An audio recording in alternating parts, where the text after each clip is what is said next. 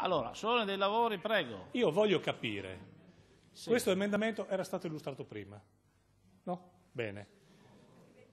Poi è intervenuta la Giunta e la Giunta ha detto che per quel che riguardava l'assessore questo era un emendamento che veniva, per la Giunta poteva essere accettato. Quindi io voglio capire se l'interruzione che c'è stata e quello che è successo porta alla modifica, perché se questo non portasse a quello, e quindi non intendo assolutamente intervenire, vorrei richiamare l'attenzione sul provvedimento, perché questo è un provvedimento che, senza entrare nel merito e spiegare a qualcuno che questo è il trionfo dell'ipocrisia e che in questo Paese esiste il diritto societario, di cui questa Regione non ha competenza primaria ancora, no?